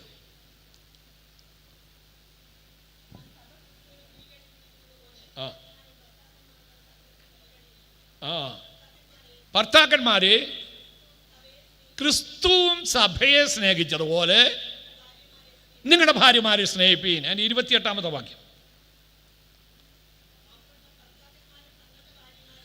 അവണ്ണം ഭർത്താക്കന്മാരും തങ്ങളുടെ ഭാര്യമാരെ സ്വന്തം ശരീരത്തെ പോലെ സ്നേഹിക്കണം. 2 ഉപമാനം അവിടെ വെച്ചിരിക്കുക. 1, ക്രിസ്തു സഭയെ സ്നേഹിച്ചതുപോലെ ഭാര്യയെ സ്നേഹിക്കണം. 2, നമ്മുടെ ശരീരത്തെ നാം സ്നേഹിക്കുന്നത് പോലെ എൻ്റെ ഭാര്യയെ ഞാൻ സ്നേഹിക്കും. അങ്ങനെ സ്നേഹിക്കാൻ നോക്കൂ. ക്രിസ്തു സഭയെ എങ്ങനെയാണ് സ്നേഹിച്ചത്? ക്രിസ്തു സഭയെ സ്നേഹിച്ചെങ്ങനെ? ഇവിടെ ജീവൻ കൊടുത്ത്, സ്വയം കൊടുത്ത്. അപ്പോൾ അവിടെ ഇരിക്കുന്ന ആ സ്നേഹത്തിനുള്ള സാക്രിഫിഷ്യൽ ലവ്, ത്യാഗാത്മകമായിരിക്കുന്ന ആ സ്നേഹമാണ്. അങ്ങനെ സ്നേഹിക്കണമെന്നാണ് പറയുന്നത്. അവിടെ ഒരെണ്ണം പറഞ്ഞിരിക്കുന്നത് സ്വന്തം ശരീരം പോലെ സ്നേഹിക്കണമെന്ന്. സ്വന്തം ശരീരം പോലെ സ്നേഹിക്കുന്നുണ്ടോ നമ്മുടെ ഭാര്യമാരെ? സ്വന്തം ശരീരത്തെ മുറിവേൽപ്പിക്കാൻ ആരെങ്കിലും ആഗ്രഹിക്കുന്നുണ്ടോ? ഉണ്ടോ? സ്വന്തം ശരീരത്തെ കല്ലുകൊണ്ട് ആരെങ്കിലും ഇടിക്കുമോ? ഇവിടെ നിങ്ങളൊന്നും വേണ്ടിയില്ലേ? സ്വന്തം ശരീരത്തെ കല്ലുകൊണ്ട് അടിക്കുമോ? എന്നാൽ അങ്ങനെ അടിച്ച ഒരു മനുഷ്യനുണ്ടായിരുന്നു വേറെ ദിവസത്തിൽ. സ്വന്തം ശരീരത്തെ മുറിവേൽപ്പിക്കുകയും കല്ലുകൊണ്ട് അടിക്കുകയും ഇടിക്കുകയും ചതയ്ക്കുകയൊക്കെ ചെയ്ത മനുഷ്യൻ. അവൻ്റെ പേരെന്തുവാ? ലഗിയോൻ. അവൻ ഭാര്യ അടിക്കുന്ന ഭർത്താവിൻ്റെ പേരെന്തുവാ? പറഞ്ഞു, ധൈര്യമായിട്ട് പറ. ലഗിയോൻ. ഭൂതഗ്രസ്തനാ. ഭാര്യ അടിക്കാൻ ഒരു വ്യവസ്ഥയുമില്ല, ഒരു നിയമവുമില്ല. അങ്ങനെ അടിക്കരുത്. വേറെ വീട്ടിൽ നിന്ന് വേറെ സാഹചര്യത്തിൽ സംസ്കാരത്തെ ജനിച്ച് വളർത്തപ്പെട്ടതായ ഒരു പെൺകുട്ടിയെ ദൈവം നമ്മളെ നിൻ്റെ കരങ്ങളിൽ ഏൽപ്പിച്ചപ്പോൾ അതിനെ അടിക്കുവാനായിട്ട് യാതൊരു അവകാശമില്ല. നിൻ്റെ ശരീരം പോലെ നീ അവളെ സ്നേഹിക്കണം. ദൈവം ക്രിസ്തുവിൻ്റെ തല, ക്രിസ്തു പുരുഷൻ്റെ തല, പുരുഷൻ സ്ത്രീയുടെ തല. അതാണ് ബിബ്ലിക്കൽ ഓർഡർ. അത് പരസ്പരം മാനിച്ചും കരുതിയും ജീവിക്കുവാനായിട്ട് പറയുകയാണ്. 3 ന്യായങ്ങൾ എന്തുകൊണ്ട് ഭർത്താവ് ഭാര്യയെ ത്യാഗാത്മകമായി സ്നേഹിക്കണമെന്നുള്ളതിന് 3 ന്യായങ്ങൾ ഓടിച്ച് ഞാൻ പറയാം. ഒന്ന്, she is your body, so love with care. അവൾ നിൻ്റെ ശരീരമാകൊണ്ട് കരുതലോടുകൂടി സ്നേഹിക്കാനായിട്ട് പറയുകയാണ്. 2, ഷീ ഈസ് യുവർ പാർട്ട്ണർ. കുടുംബമാകുന്ന ബിസിനസ്സിൻ്റെ പാർട്ട്ണർ. ഭാര്യയും ഭർത്താവും തുല്യ പങ്കാളികളാണ്. ബിസിനസ് തകരണമെങ്കിൽ പാർട്ട്നേഴ്സ് തമ്മിൽ പിണങ്ങിയാൽ മതി. ബിസിനസ് തകരണമെങ്കിൽ പാർട്ട്നേഴ്സ് തമ്മിൽ വഞ്ചന കാണിച്ചാൽ മതി. ഞാൻ അക്കൗണ്ടൻസി പഠിക്കുമ്പോൾ അക്കൗണ്ടൻസിയുടെ ക്ലാസ്സിൽ ആദ്യം സാറ് പറയുന്ന 2 ഇൻറ്റിമേറ്റ് ഫ്രണ്ട്സിനെ പിണക്കാനായിട്ട് മാർഗമുണ്ട്. ഇവർ തമ്മിൽ കൂടി ചേർത്തൊരു ബിസിനസ് തുടങ്ങിയാൽ മതി. അത് കുറച്ച് കഴിയുമ്പോൾ ഇവർ തമ്മിൽ അടിച്ചു പിരിയുമെന്നാണ് പറയുന്നത്. അപ്പോൾ അടിച്ചു പിരിയണമെങ്കിൽ ഇവർ വഞ്ചന കാണിക്കണം, അല്ലെങ്കിൽ സ്വാർത്ഥത കാണിക്കണം. പരസ്പരം സ്നേഹിക്കുകയും ബഹുമാനിക്കുകയും ആദരിക്കുകയും ചെയ്തുകൊണ്ട് സുതാര്യമായി കുടുംബമാകുന്ന ബിസിനസ് മുന്നോട്ട് പോയെങ്കിൽ മാത്രമേ അത് അനുഗ്രഹമായി തീരുകയുള്ളൂ. അതുകൊണ്ട് നീ എന്തുകൊണ്ട് ഭാര്യയെ സ്നേഹിക്കണം? She is your partner. അവൾ നിൻ്റെ പാർട്ട്ണറാണ്. 2, she is your body. 3, she is God's gift. ദൈവം തന്ന മഹത്തായ സമ്മാനമാണ് നിൻ്റെ ഭാര്യ എന്ന് പറയുന്നത്. എൻ്റെ 60-ാമത്തെ വയസ്സിൽ എൻ്റെ വലിയ മെത്രാപ്പൊലീത്ത തിരുമേനി എനിക്കൊരു സമ്മാനം തന്നു. അതാണ് ഈ വിശുദ്ധ ബൈബിൾ. ഞാൻ സാധാരണയായി ഒരു ബൈബിൾ 2-3 വർഷത്തിൽ കൂടെ ഉപയോഗിക്കാൻ മുക്കിയില്ല. അതിൻ്റെ എല്ലാ സൈഡിലെല്ലാം ഞാൻ എഴുതി തീർന്നു. പക്ഷേ ഇത് ഞാൻ ഇന്നും കൊണ്ടു കിടക്കാൻ കാരണം എന്നറിയാമോ? ഈ പുസ്തകം എൻ്റെ കൈ കിട്ടുമ്പോൾ എൻ്റെ വലിയ മെത്രാപ്പൊലീത്ത തിരുമേനി എനിക്ക് ഓർമ്മ വരും. അദ്ദേഹത്തിലുള്ള സ്നേഹവും ബഹുമാനവും എന്നിൽ വർദ്ധിക്കുക. അതുകൊണ്ട് ദൈവം കൂട്ടിച്ചേർത്തതായിരിക്കുന്ന ഭാര്യ നിൻ്റെ ഗിഫ്റ്റാണ്. ദൈവം തന്ന സ്പെഷ്യൽ ഗിഫ്റ്റാണ്. ആ ഭാര്യയെ കാണുമ്പോൾ ദൈവത്തോടുള്ള സ്നേഹം, ആ സ്നേഹത്തിൽ കൂടെ കാണും ഭാര്യയെ കാണാനായിട്ട്. ആ ഭാര്യയെ കാണുമ്പോൾ ദൈവത്തോടുള്ള ബഹുമാനം, ആ ബഹുമാനത്തിൽ കൂടെ വേണം ആ ഭാര്യയെ കാണാനായിട്ട്. അതുകൊണ്ട് പ്രിയമുള്ളവരെ, ത്യാഗാത്മകമായി സ്നേഹിക്കണം. ഒരിക്കലും ഒരു ഭാര്യയും ഭർത്താവും കൂടെ സിനിമ കാണാൻ പോയി. അപ്പോൾ സിനിമയ്ക്കകത്ത് ഭാര്യാഭർത്താക്കന്മാരായിട്ട് അഭിനയിക്കുന്നതായ 2 പേര്. ആ അഭിനയം കണ്ടപ്പോൾ ഈ കാണാൻ പോയ ഭാര്യയുടെ ഹൃദയം അങ്ങ് തകർന്നു. അവൾ വിചാരിച്ചു, എൻ്റെ ദൈവത്തിന് തമ്പുരാനെ, എൻ്റെ ഭർത്താവ് ഇതുപോലെ ഒരു ദിവസമെങ്കിലും എന്നെ ഒന്ന് സ്നേഹിച്ചെങ്കിൽ ഞാൻ എത്ര ഭാഗ്യവതിയാണ്. ഇത് കണ്ട് സഹികെട്ട അവൾ ചാഞ്ഞ് ഭർത്താവിൻ്റെ ചെവി പറഞ്ഞു, നോക്കി അവളെ എത്ര കാര്യമായിട്ടാണ് കരുതുകയും സ്നേഹിക്കുകയും ചെയ്തത്. ഒരു ദിവസമെങ്കിലും നിങ്ങളെന്നെ അതുപോലെ ഒന്ന് സ്നേഹിച്ചിരുന്നെങ്കിൽ ഞാൻ എത്ര ഭാഗ്യവതിയാണ്. കാരണം ഈ ഭർത്താവ് പറഞ്ഞടി, അവൻ അവളെ സ്നേഹിക്കുന്നതിന് 25 ലക്ഷം രൂപയാണ് പ്രതിഫലം മേടിക്കുന്നത്. നിൻ്റെ അപ്പൻ എനിക്ക് 3 പുളിങ്കുരു ഇല്ലേ തന്നു. എന്തിനാ ഭാര്യയെ സ്നേഹിക്കുന്നത്? ഈ പുളിങ്കുരുവിന് വേണ്ടിയാണോ? അല്ല, കുടുംബം സന്തോഷകരമായി തീരുവാൻ, അസ്ഥി സമാനമായ അവസ്ഥയിൽ നിന്ന് ജീവൻ്റെ തുടിപ്പിലേക്ക് മടങ്ങി വരുവാനായിട്ട് ഭാര്യമാരെ കർത്താവിനെന്ന പോലെ ഭർത്താക്കന്മാരെ കീഴടങ്ങിപ്പീൻ. ഭർത്താക്കന്മാരെ നിങ്ങളുടെ സ്വന്തം ശരീരം പോലെ നിങ്ങളുടെ ഭാര്യമാരെ സ്നേഹിപ്പീൻ. 3, എഫേസ്യ ലേഖനം 6-ാം അധ്യായം 1 മുതൽ 4 വരെയുള്ള വാക്യം. എഫേസ്യർ 6-ന്റെ 1 മുതൽ 4 വരെ. മക്കളെ, നിങ്ങളുടെ അമ്മയപ്പന്മാരെ കർത്താവിൽ അനുസരിപ്പീൻ, അത് ന്യായമല്ലോ. നിനക്ക് നന്മയുണ്ടാകുവാനും നീ ഭൂമിയിൽ ദീർഘായുസോടിരിപ്പാനും നിന്റെ അപ്പനെയും അമ്മയെയും ബഹുമാനിക്ക എന്നത് വാഗ്ദത്തത്തോടു കൂടിയ ആദ്യ കൽപ്പനയാകുന്നു. പിതാക്കന്മാരെ, നിങ്ങളുടെ മക്കളെ കോപിപ്പിക്കാതെ കർത്താവിൻ്റെ ബാലശിക്ഷയിലും പഥ്യോപദേശത്തിലും പോറ്റി വളർത്തുവീൻ. ഇവിടെ ഇരിക്കുന്ന കുഞ്ഞുങ്ങളെല്ലാവരും ആ വാക്യങ്ങൾ കാണാൻ പഠിക്കണം. എഫേസ്യ ലേഖനം 6-ാം അധ്യായത്തിന് 1 മുതൽ 4 വരെ. ശനിയാഴ്ചയ്ക്കുള്ളിൽ കാണാതെ പഠിച്ച് നമ്മുടെ ഈ സജീവച്ചനെ ചൊല്ലി കേൾപ്പിക്കണം. അപ്പോൾ അച്ഛനൊരു സമ്മാനം തരും. ഞാനിവിടെ കാണുകയല്ലോ, അപ്പം അച്ഛൻ ആ സമ്മാനം തരും. ഈ വാക്യം കാണാതെ നിങ്ങൾ പറയണം. കുഞ്ഞുങ്ങളെല്ലാവരും വാക്യം കാണും. 3-ാമത്തെ കാര്യമാണ് സാറ്റിസ്ഫൈ ഈച്ച് അതർ. കുടുംബത്തിലെ അപ്പനും അമ്മയും മക്കളും പരസ്പരം തൃപ്തിപ്പെടുത്തണം. എങ്ങനെ സാറ്റിസ്ഫൈ ചെയ്യണം? മൂല്യങ്ങൾ കൊടുത്ത് സാറ്റിസ്ഫൈ ചെയ്യണം. മൂല്യങ്ങൾ കൊടുത്ത്. കുഞ്ഞുങ്ങൾ ചോദിക്കുന്നത് കൊടുത്തല്ലല്ലോ തൃപ്തിപ്പെടുത്തേണ്ടത്. 2 ലക്ഷം രൂപയുടെ ബൈക്ക് വേണമെന്ന് പറയുമ്പോൾ ഉടൻ ബൈക്ക് മേടിച്ചു കൊടുത്തല്ല കുഞ്ഞിനെ തൃപ്തിപ്പെടുത്തേണ്ടത്. ആത്മീയ മൂല്യങ്ങൾ കൊടുത്ത് വേണം ആ കുഞ്ഞിനെ തൃപ്തിപ്പെടുത്താനായിട്ട്. ഇന്ന് നമ്മൾ അത് കൊടുക്കുന്നില്ല. കുഞ്ഞുങ്ങൾ ചോദിക്കുന്നതെല്ലാം കൊടുക്കുന്നു, പക്ഷേ മൂല്യം കൊടുക്കുന്നുണ്ടോ? എൻ്റെ 8-ാമത്തെ വയസ്സിൽ ഞാൻ എൻ്റെ വീടിൻ്റെ വരാന്തിരിക്കുമ്പോൾ ഒരു വൃദ്ധനായ ഭിക്ഷു ഞങ്ങളുടെ വീട്ടിലേക്ക് കയറി വന്നു. അപ്പോൾ ഞാൻ ആ കസേരയിൽ ഇങ്ങനെ കാലുമേ വെച്ചുകൊണ്ടിരിക്കുക. എൻ്റെ അമ്മച്ചി ഇങ്ങോട്ട് ഓടി വന്ന് ഒരു വിറകൊള്ളി എടുത്തിട്ട് പുറത്തൊരൊറ്റ അടിക്കേണ്ട പ്രായമുള്ള ഒരാൾ വന്നിട്ട് എഴുന്നേറ്റ് കൊടുക്കാൻ വയ്യ എന്ന് പറഞ്ഞ ഒരൊറ്റ അടി. അതെൻ്റെ ജീവിതത്തിൽ ഇപ്പോഴും കിടക്കുക. പ്രായമുള്ളവരെ മാനിക്കണമെന്നുള്ളത് എൻ്റെ മനസ്സിൽ കിടക്കുക. ഇത് നമ്മൾ പഠിപ്പിക്കുന്നുണ്ടോ നമ്മുടെ കുഞ്ഞുങ്ങളെ? മൂല്യങ്ങൾ നമ്മൾ കൊടുക്കുന്നുണ്ടോ? ഞാൻ 30 വയസ്സിന് മേളിലുള്ള ഒരു പ്രായമുള്ളവരോട് ഞാൻ ചോദിക്കുക, നിങ്ങൾ സ്കൂളിൽ പഠിച്ചുകൊണ്ടിരിക്കുമ്പോൾ ശനിയാഴ്ച ദിവസം സ്കൂളിലെ പുസ്തകം തുറക്കാൻ നിങ്ങൾക്ക് അനുവാദമുണ്ടായിരുന്നോ ഇല്ലായിരുന്നു? അപ്പോൾ എന്ത് ചെയ്യണം? സൺഡേ സ്കൂളിലെ വാക്യങ്ങൾ പറയും. ഇതറിയാവുന്ന നിങ്ങൾ എന്തുകൊണ്ട് നിങ്ങളുടെ കുഞ്ഞുങ്ങളെ ഇത് പഠിപ്പിക്കുന്നില്ല? ഇത് നിങ്ങളെ പഠിപ്പിച്ചപ്പോൾ നിങ്ങളുടെ കുഞ്ഞുങ്ങളെ എന്തുകൊണ്ട് ഇത് പഠിപ്പിക്കുന്നില്ല? ഞാൻ കുട്ടികളുടെ ഇടയിൽ വർക്ക് ചെയ്യുന്നതായിരിക്കുന്ന ഒരു വ്യക്തിയാണ്. CF-ൽ ഞാൻ പ്രവർത്തനം, CF-ൻ്റെ പ്രവർത്തനം ഇവിടെ മലപ്പുറത്തുമുണ്ട്. കുട്ടികളുടെ ഇടയിൽ നമ്മുടെ മർത്തമ്മക്കാർ കുഞ്ഞുങ്ങളെ എത്ര പേരെയാണ് വിടുന്നത്? കുട്ടികൾ ഇത് പഠിക്കാനായിട്ട് സൺഡേ സ്കൂളിൽ എത്ര പേരെ വിടുന്നുണ്ട്?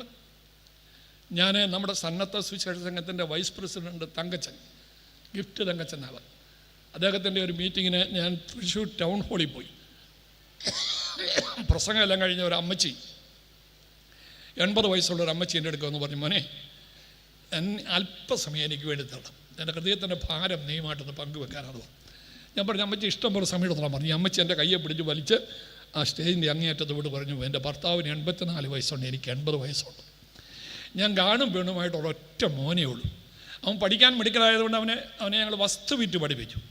അവൻ പഠിച്ച് മിടുക്കനായി ഇവിടുത്തെ ഇന്ന കോളേജിലെ ഒരു പ്രൊഫസറായി ജോലി ചെയ്യുക. അവൻ പഠിച്ചുകൊണ്ടിരിക്കുമ്പോൾ പെൺകുട്ടിയെ സ്നേഹിച്ചു. ആ വിവാഹം നടത്തണമെന്ന് പറഞ്ഞ് ഞങ്ങൾ ആ വിവാഹം നടത്തി. അവർക്ക് 3 കുഞ്ഞുങ്ങൾ. ഞങ്ങളിവിടെ തൊട്ടടുത്തൊരു വാടക വീട്ടിൽ താമസിക്കുക. കഴിഞ്ഞ ദിവസം മോനെ ഒരു സംഭവം ഉണ്ടായി. കുടുംബ പ്രാർത്ഥന ഞങ്ങൾ വട്ടത്തിലിരിക്കുമ്പോൾ 86-കാരനായ എൻ്റെ ഭർത്താവ് 8ാം ക്ലാസ്സിൽ പഠിക്കുന്ന കൊച്ചു മോനോട് പറഞ്ഞു, മോനെ ആ മുറിക്കകത്തെ ലൈറ്റ് എല്ലാം കത്തിക്കിടക്കുക, എന്തിനാ ഇലക്ട്രിസിറ്റി പാഴാക്കുന്നത്? കുഞ്ഞിനായി ആ ലൈറ്റെല്ലാം ഓഫ് ചെയ്യാൻ പറഞ്ഞു. 8ാം ക്ലാസ്സിൽ പഠിക്കുന്ന മോൻ അപ്പച്ചനുള്ള ആദരവോടുകൂടി എഴുന്നേക്കാൻ തുടങ്ങിയപ്പോൾ അവൻ്റെ അമ്മ, കോളേജ് പ്രൊഫസറായിരിക്കുന്ന മാതാവ്, മർത്തോമാ സഭയിലെ ഒരു പ്രമുഖമായ കുടുംബത്തിൽ ജനിച്ചു വളർത്ത അഭ്യസ്ത വിദ്യയായിരിക്കുന്ന ആ മാതാവ്, അവളുടെ തള്ളവിരൽ കൊണ്ട് ആ കുഞ്ഞിൻ്റെ തുടയ്ക്ക് മെല്ലെ ഒന്ന് ഞെക്കിയിട്ട് അവളെ ശാന്തമായിട്ട് പറഞ്ഞു, നീ അവിടെ ഇരിയടാ. അത് അപ്പച്ചൻ കണ്ടു, അമ്മച്ചി കണ്ടു, നട്ടലില്ലാത്ത ഇവിടെ ഭർത്താവുണ്ടല്ലോ, ആ ഭർത്താവ് അത് കണ്ടു, ഇളയത്തുങ്ങൾ കുഞ്ഞുങ്ങൾ കണ്ടു, ആരും ഒന്നും മിണ്ടുന്നില്ല. അവസാനം അപ്പച്ചൻ വടിയെടുത്ത് ആ 3 മുറിക്കകത്ത് ലൈറ്റ് ഓഫ് ചെയ്ത് പ്രാർത്ഥനാ ഹാളിലേക്ക് പ്രവേശിക്കുമ്പോൾ ആ കട്ടിലപ്പടി തട്ടി അപ്പച്ചൻ മുന്നോട്ട് തെറിച്ചു, സെറ്റിയുടെ ക്രാസിൽ കൈയടിച്ചു, ഈ കൈ 2ആയിട്ട് ഒടിഞ്ഞു. വിളിക്കുന്ന അമ്മമാരോട് ചോദ്യം, ആ കുഞ്ഞ് വളർന്നു വരുമ്പോൾ ആ കുഞ്ഞ് അമ്മയ്ക്കൊരു ഭൂഷണമായിരിക്കുമോ ശാപമായിരിക്കുമോ? നിങ്ങളൊന്നും വിടുകയില്ലയോ? ആ കുഞ്ഞ് അമ്മയ്ക്കൊരു ശാപമായിരിക്കുമോ ഭൂഷണമായിരിക്കുമോ?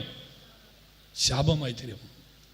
ഇവിടുത്തെ പിള്ളേരെ പിഴപ്പിക്കുന്നത് അവിടെ കൂട്ടുകാരോ അവിടെ നാട്ടുകാരോ ഒന്നുമല്ല, മാതാപിതാക്കളുടെ അശാസ്ത്രീയമായ ഭക്തിമാർഗം, ദൈവഭയമില്ലായ്മ, അമ്മമാരുടെ കണ്ണുനീര് വറ്റിപ്പോയതാണ് ഈ തലമുറയ്ക്ക് പറ്റിയ ഏറ്റവും വലിയ ശാപം എന്നുള്ള കാര്യം മറന്നു പോകരുത്. അതുകൊണ്ട് പ്രിയമുള്ളവരെ, എൻ്റെ വാക്കുകളെ ഞാൻ അവസാനിപ്പിക്കുക. മൂല്യങ്ങൾ പരസ്പരം പങ്കിട്ട് തൃപ്തിപ്പെടുക. അവസാനം സെർച്ച്, ആരായുക. അനുഗ്രഹിക്കപ്പെട്ട കുടുംബജീവിതം കെട്ടുപണിയണമെങ്കിൽ 4 ഗോൾഡൻ കീസ്. 1 സറണ്ടർ, 2 സാക്രിഫൈസ്, 3 ഞാൻ ഇന്ന് രാത്രി തന്നെ തിരിച്ചു പോവാച്ച 3 സാറ്റിസ്ഫൈ, 4 സെർച്ച്. ഒന്ന് പറഞ്ഞോ കുഞ്ഞുങ്ങളൊന്ന് പറഞ്ഞോ. 1 surrender, sacrifice, satisfy, search. Search. കുടുംബത്തിൽ പ്രശ്നം വരുമ്പോൾ പഴിചാരാതെ, വിമർശിക്കാതെ, കുറ്റം പറയാതെ ദൈവത്തോട് ചോദ്യം ചോദിക്കണം. കർത്താവേ, ഇവിടെ ഞങ്ങൾ എന്താ ചെയ്യേണ്ടത്? ജീവിതത്തിൽ ദൈവ സാന്നിധ്യം അനുഭവിച്ചുകൊണ്ട് പ്രശ്നങ്ങൾക്ക് പരിഹാരം കണ്ടെത്തുവാനായിട്ട് നാം തയ്യാറാകണം. തലകളെ വണക്കാം, പ്രാർത്ഥിക്കാം. മനുഷ്യപുത്ര, ഈ അസ്ഥികൾ ജീവിക്കണമെങ്കിൽ ഒന്ന്, ആത്മഭാരമുള്ള ഹൃദയമായി, നോവുന്ന ഹൃദയമായി, സകല പ്രശ്നങ്ങളുമായി ക്രൂശിൻ്റെ ചുവട്ടിലേക്ക് നമ്മൾ അടുത്ത് വരണം. 2, കർത്താവ് എന്ത് കൽപ്പിച്ചാലും അനുസരിക്കുവാൻ തയ്യാറാകണം. ഇന്ന് രാത്രി കർത്താവ് നമ്മളോട് ചില കാര്യങ്ങൾ കൽപ്പിച്ചു. സറണ്ടർ, സാക്രിഫൈസ്, സാറ്റിസ്ഫൈ, സെർച്ച്, ആരായുക. ദൈവം നമ്പരാനെ ഞങ്ങളുടെ മാതാപിതാക്കൾ കാണിച്ചു തന്നതായിരിക്കുന്ന ആത്മീയമായ അനുഗ്രഹീതമായ കുടുംബജീവിതം കെട്ടുപണിയുവാൻ, ഒരു പുനഃസ്ഥാപനവും പുനഃജീവനത്തിൻ്റെ അനുഭവത്തിലേക്ക് നയിക്കപ്പെടുവാൻ ഇന്നത്തെ ദൂതിന് മുമ്പിൽ എന്നെ സമർപ്പിക്കുന്നു എന്ന സമർപ്പണത്തോടുകൂടി ശാന്തമായി എഴുന്നേറ്റ് നാട്ട് പ്രാർത്ഥിക്കാൻ പോവുക. Please stand up. ഒന്നുമില്ലായ്മയിൽ നിന്നെ നിന്നോട്